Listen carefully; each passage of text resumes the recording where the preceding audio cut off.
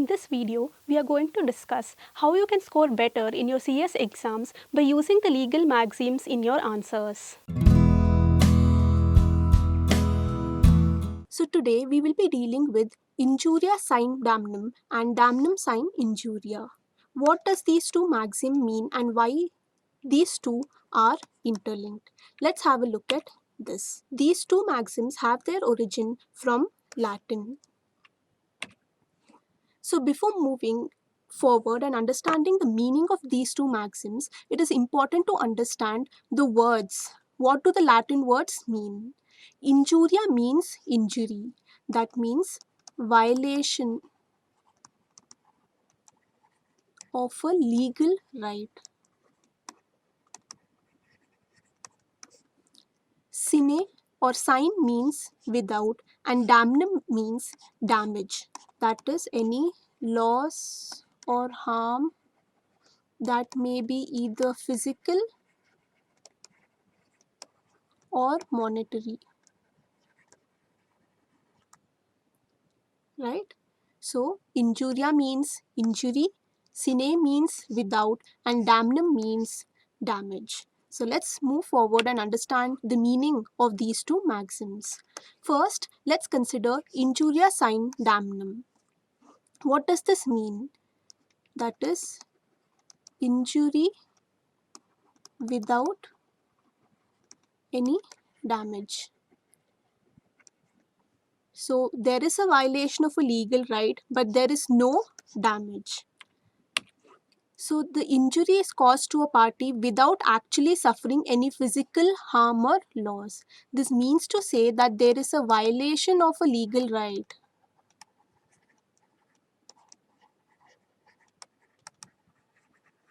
but there is no damage, right? So the term refers to injury suffered without any actual loss. For a detailed explanation, whenever there is an infringement or invasion of a legal right, the person whose legal right was violated can approach to recover damages, though he may not have suffered any actual harm. So here there is no damage suffered by the party. Even in this case, he can approach because there is a violation of the legal right. So here importance is given to the legal rights of the people. So even if an individual does not suffer any damage but his legal rights are violated, in those cases they can approach the court for recovery of their legal right. Let's look at certain examples and how you can use these maxims. Mr. A was a qualified voter at a parliamentary election, while Mr. B, who was returning officer in the election, wrongfully refused to take the vote of the plaintiff. So here he had a right to vote, but he was not allowed to vote. He was refused from casting his vote. In this case, the right to vote of the individual has been violated.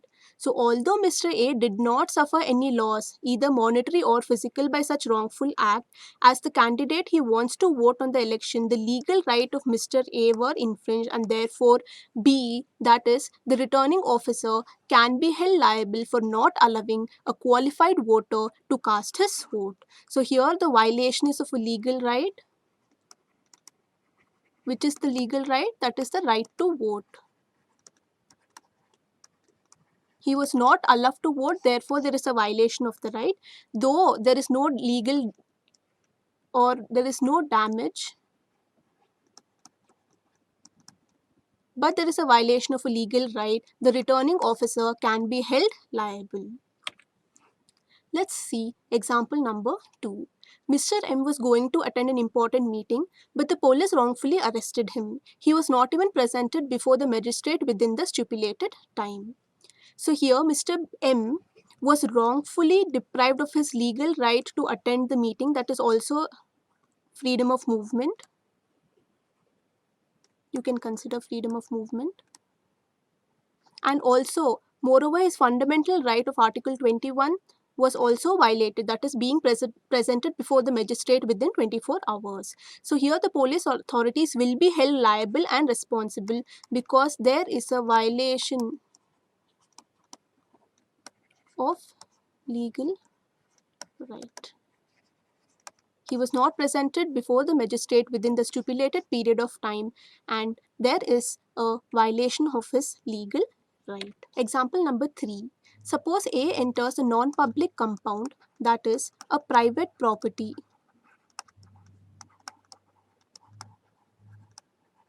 without the permission of the owner.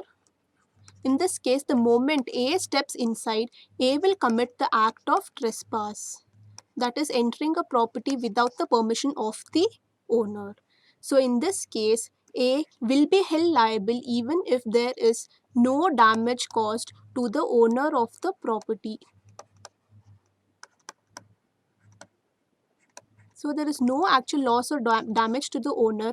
Even then, A can be held liable for the act of trespass. Here, there is a violation of the right, that is, there is an act of trespass which is being committed by A. So A can be held liable even if there is no loss or damage caused to the owner. So this injuria sine damnum means there is an injury without any damage. So this is the basis of the maxim injuria sine damnum, that is injury without any damage. Let's move forward and understand the second maxim, that is damnum sine injuria. This is damages without injury. So there is a loss or harm caused, but without injuria, that is without violation of a legal right. So loss or harm caused without infringement of a legal right is what is known as damnum sine injuria. Let's have a detailed explanation. What does it mean? It means that there is a damage but without any legal injury. It means damage which is not attached with any unauthorized interference with the legal right. So there is a damage caused, but that damage does not interfere with the legal rights of the plaintiff. It refers to injury which is being suffered by the plaintiff, but there is no violation of the legal right of any person. Even if the act of the person is intentional and deliberate, but there is no violation of a legal right, then there will be no remedy available. So for any remedy to be available, there is necessary that there should be a violation of legal right. If there is no violation of legal right, there is no remedy. Even if there is a loss or damage caused. Right? Let's have a look at the examples. Mr. X intentionally opened a school in front of ABC school of Mr. Y with an intention to causing a damage to him. So Mr. X's intention is to cause damage to Y by increasing the competition. Due to an increase in the competition, Mr. Y had to reduce his fees. So there is a loss to Mr. Y, that is reduction in school fees.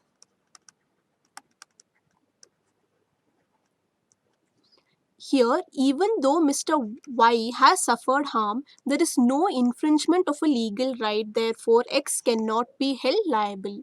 So here Y has suffered a loss, but X cannot be held liable because he is not violating any of the rights of Mr. Y. So in this case, there is a damage, but no violation, or there is no injury. So in this case, no action can lie against Mr. X. Let's move forward for example number 2. Mr. C has constructed some shops without giving any notice to the municipal bodies and without obtaining the prior sanction. So act of Mr. C is illegal as he is not obtained sanction. right? The municipal bodies will demolish these shops. So Mr. C has incurred some cost for construction of these shops. Now, because of the demolition of the shops, C has suffered a loss, right? In this case, C claimed the damages for the loss, that is for demolition of the shops, but he was denied as there is no violation of his legal right. The construction itself was illegal, so he was not allowed any damages,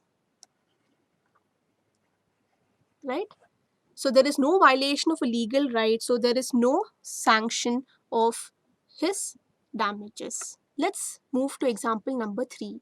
Mr. P dug a trench and put a bound in his own land to protect his property from the overflowing river. As a result, the rainwater flowed into Mr. A's property and caused damage. Mr. A filed for damages, but P was not held responsible. Why is P not held responsible? Because P has not violated any right of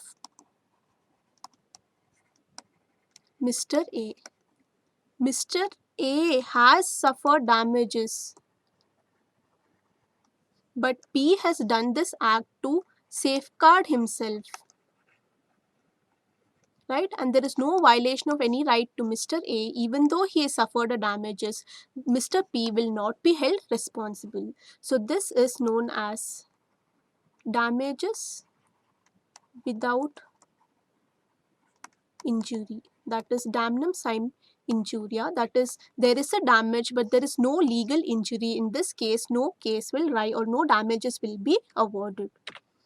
So what is the difference between these two maxims, injuria sine damnum and damnum sine injuria?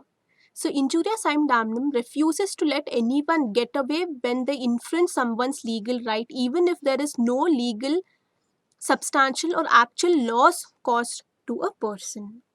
And damnum sine injuria, it allows a person to act within his reasonable limits even though they cause any damage or loss to others. So here there is violation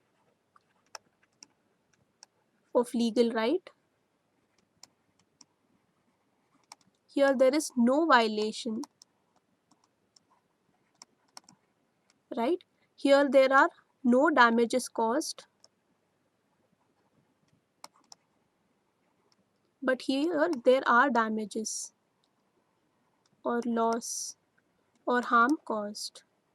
In this case, action will lie. Here there is no action or no remedy is available.